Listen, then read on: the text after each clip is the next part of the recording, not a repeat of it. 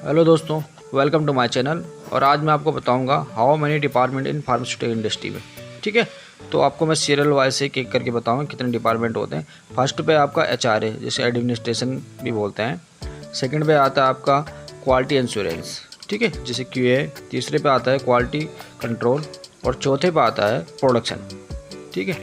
पाँचवें पे आपका मेंटेनेंस या इंजीनियरिंग बोलते हैं इसे। और छठे पे आप R&D। सातवें पे है F&D, ठीक। 8वें पे आपका IT डिपार्टमेंट। 9वें पे आपका वेयर हाउस। 10 पे आपका माइक्रोबायोलॉजी और 11 पे आपका RA, ठीक है।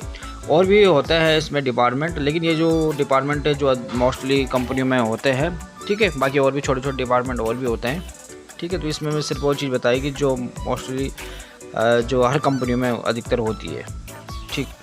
अब एक डिपार्टमेंट के अंदर अलग अलग सेक्शन होते हैं, तो अभी मैं इंट्रोडक्शन कराऊंगा सिर्फ और सिर्फ क्वालिटी कंट्रोल डिपार्टमेंट की। जो फार्मास्यूटिकल इंडस्ट्री में क्वालिटी कंट्रोल होता है उसके अंदर कितने सेक्शन होते हैं, ठीक है। तो इस वीडियो में ये बताऊं, बाकी आगे मैं और भी वीडियो में अपना जो अलग अलग डिपार्टमेंट के सेक्शन बताऊँगा। बट इस वीडियो में सिर्फ और सिर्फ जो मैं अभी कवर कर रहा हूँ वो क्वालिटी कंट्रोल का है, ठीक है, जिसे QC भी बोलते हैं, कि QC के अंदर कितने सेक्शन होते हैं, ठीक है। तो मैं एक यहाँ पे देखो, आप दिख रहा होगा यहाँ पे type of section quality control. इसमें देखो RM होता है जिसे रॉ मटेरियल बोलते हैं। PM packaging material. Finish product FP बोलते हैं। AMB, GLP, QMS और स्टेबिलिटी, ठीक है। वैसे कहीं पे यहाँ पे माइक्रोबायोलॉजी होता है, बट मैंने माइक्रोबायोलॉजी का अलग डिपार्टमेंट बताया, पर अधिकतर कंपनी में के माइक्रोबायोलॉजी QC का ही पार्ट होता है। अब इन सेक्शनों को अलग अलग करके समझते हैं कि किस सेक्शन का क्या काम होता है। हेलो दोस्तों, मैं राहुल पांडे बात करता हूँ रॉ मटेरियल की। रॉ मटेरियल में क्या होता है कि हमारे पास फार्मा इंडस्ट्री में हम वेंडर से रॉ मटेरियल्स लेते हैं, और उस रॉ मटेरियल्स में एक्टिव और एक्सपीरियंस होते हैं। तो एक्टिव और एक्सपीरियंस की एज पर स्पेसिफिकेशन हम उनकी टेस्टिंग करते हैं, और टेस्टिंग करने के बाद जब वो मटेरियल अप्रूव्ड हो जाता है, यानी हमारे जो स्टैंडर्ड क्राइटेरिया, हमारे पास जो स्पेसिफिकेशंस रहते हैं, उन क्राइटेरिया को जब मीट कर लेता है तो हम उसको अप्रूव करते हैं, और अप्रूव करने के बाद हम उसको किसी भी बैच टैबलेट कैप्सूल के लिए हम यूज करते हैं। सेकंड जो सेक्शन है हमारा वो है PM, जिसे पैकेजिंग मटेरियल बोलते हैं। इसमें क्या होता है कि जिसमें ड्रग जो भी होती है, ड्रग हो या लिक्विड है, जो भी है, वो किस में पैक हो रखा है। जिसमें पैक होता है, जिसमें पैक हो के वो मार्केट में जाते हैं, तो जो पैकिंग मटेरियल होता है, ठीक है, जो उसके कवर होते हैं, ठीक है, कार्टन हो या फिर आपके लेबल हो, जो भी जिसमें पूरी मेंशन रहता है कि लिखा हुआ है कि प्रोडक्ट का नाम क्या है, तो उसको क्या करना है, सबसे पहले क्या टेस्टिंग करनी पड़ती है उसकी। क्योंकि कई बार कुछ गलत नाम इसमें अगर आपका प्रिंट हो गया है, या फिर जो आपकी फ़ाइल है वो फ़ाइल प्रॉपर नहीं है, या फिर जो बॉक्स हैं वो बॉक्स फिट नहीं हो पा रहे हैं, तो ऐसे ही जितने भी पैकेजिंग मटेरियल होती है उनकी पहले टेस्टिंग होती है। तो इस डिपार्टमेंट का ये काम होता है कि जब फिनिश प्रोडक्ट बनता है, फिनिश प्रोडक्ट बनने से पहले ये क्या करता है कि पैकिंग मटेरियल को चेक करता है, और चेक करने के बाद प्रोडक्शन को इंटीमेशन देता है कि अब आप जो ये पैकेजिंग मटेरियल है इसे आप यूज करो। थर्ड नंबर पे आता है हमारा FP, फिनिश प्रोडक्ट, जैसे फिनिश प्रोडक्ट बोलते हैं, ठीक है। इसमें होता क्या है कि इस डिपार्टमेंट में सबसे पहले इन प्रोसेस आता है। जैसे कोई प्रोडक्ट बनता है तो प्रोडक्ट बनने के पहले इन प्रोसेस आता है, फिर सेमी फिनिश आता है, ठीक है। मतलब कोई भी प्रोडक्ट का पहले बल्क आएगा, बल्क के बाद सेमी फिनिश आएगा, और सेमी फिनिश के बाद वो लास्ट में फिनिश आता है। तो इस डिपार्टमेंट ये होता है कि जितने जो भी ड्रग होते हैं, ड्रग की हर कंडीशन में, हर स्टेज पे आपका जो भी स्टेज रहेगी, उसकी स्टेज पे क्या है कि प्रोडक्ट की टेस्टिंग होती है। क्योंकि मार्केट में जाने से पहले उसकी टेस्टिंग होना बहुत ज़रूरी है। क्योंकि एक्चुअली इसमें टेस्टिंग का ये इंपॉर्टेंट है कि एक तो क्वांटिटी का पता करना पड़ता है कि इसके अंदर एक्चुअली अमाउंट है जो कितनी है, और दूसरा जो होता है ये होता है कि जो प्रोडक्ट लेवल, जिस प्रोडक्ट के लिए हमने सपोज यूज कर रहे हैं, सपोज आपका पैरासीटामोल है, तो उस प्रोडक्ट के अंदर वो पैरासीटामोल अवेलेबल है कि नहीं है, या कुछ और तो पैक नहीं हो रखा है। तो इसलिए क्या है कि उस प्रोडक्ट की क्या चीज़ें, दो चीज़ें निकालते हैं। क्या एक तो प्योरिटी निकालते हैं, प्योरिटी मतलब कितना % है वो। 500 mg है तो 500 mg है उस प्रोडक्ट के अंदर की नहीं है।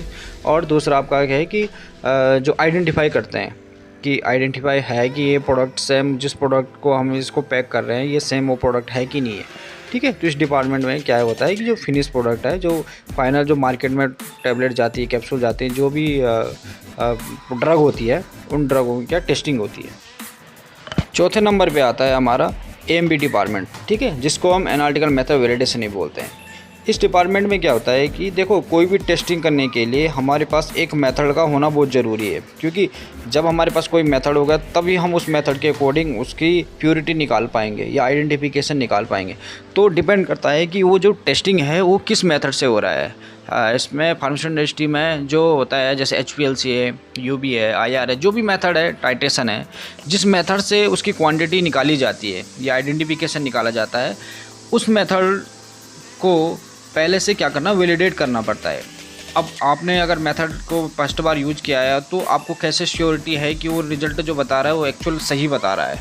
तो उसके लिए क्या है कि पहले से ही उस मेथड को क्या है, वैलिडेट किया जाता है जिस मेथड से आपको प्योरिटी निकालनी है। ठीक है, तो एनालिटिकल मेथड वैलिडेशन का जो डिपार्टमेंट है वो क्या करता है कि जितने भी मेथड्स होते हैं, ठीक है, जिससे हमें क्या है कि टेस्टिंग करते हैं, तो टेस्टिंग जिससे परफॉर्म करते हैं, उस टेस्टिंग को परफॉर्म करने से पहले हमें एक पहले मेथड का होना बहुत ज़रूरी है, वैलिडेट। तभी तो हम उसका 100% श्योरिटी बता पाएंगे कि ये जो एक्चुअली जो रिज़ल्ट बता रहा है वो सही बता रहा है।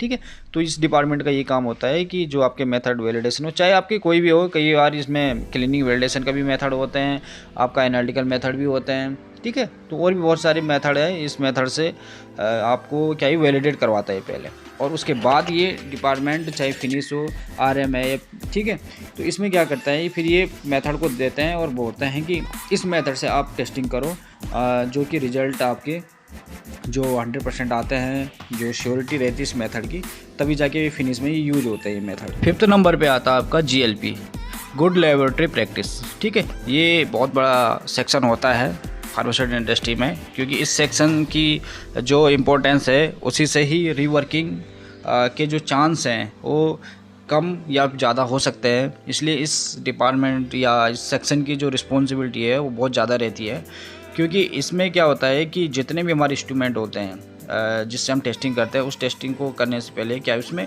कैलिब्रेट होना बहुत ज़रूरी है इंस्ट्रूमेंट को, कि आपके जो प्रॉपर इंस्ट्रूमेंट है वो प्रॉपर वर्किंग कर रहे हैं कि नहीं कर रहे हैं, या वर्किंग स्टैंडर्ड जो आप टेस्टिंग के लिए क्या है कि आपको वर्किंग स्टैंडर्ड की ज़रूरत पड़ती है। वर्किंग स्टैंडर्ड मतलब जो अपने आप में पहले से पहले 100% प्योर हो। ठीक है, उस प्योर के बाद तभी तो हम अपना जो एक्टिव लगाएंगे उस एक्टिव को उससे रेफरेंस को चेक कर पाएंगे।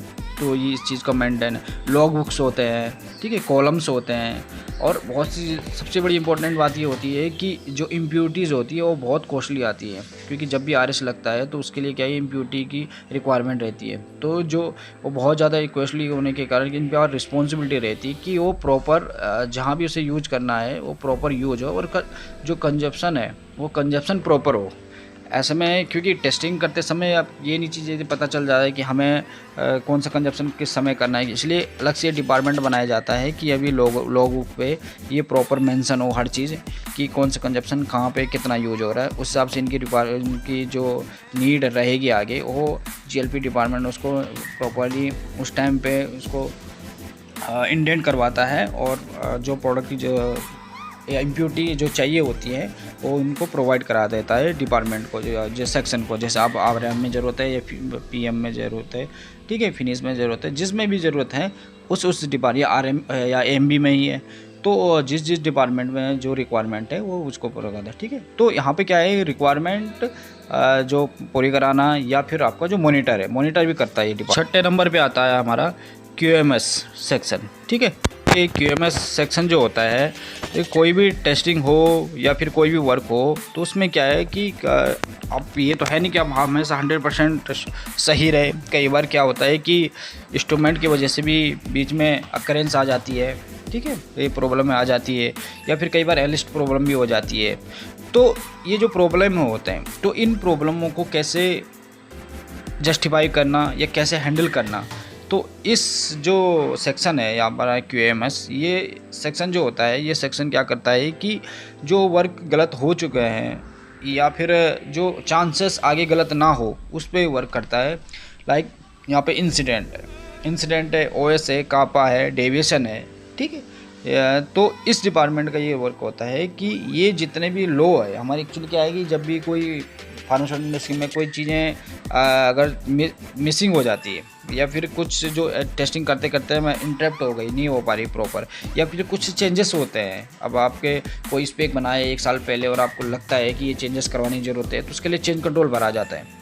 तो ऐसे कोई चेंजेस हो या फिर कोई सिस्टम आपका जो अकरेंस आ गई बीच में, या ओएस हो गया, आउट ऑफ स्पेसिफिकेशन हो गया, आउट ऑफ ट्रेंड होगा, तो इस चीज़ को एक डिपार्टमेंट होता है जो इसको हमेशा मेंटेन करके रखता है, ठीक है, डॉक्यूमेंट्री मेंटेन करके रखता है।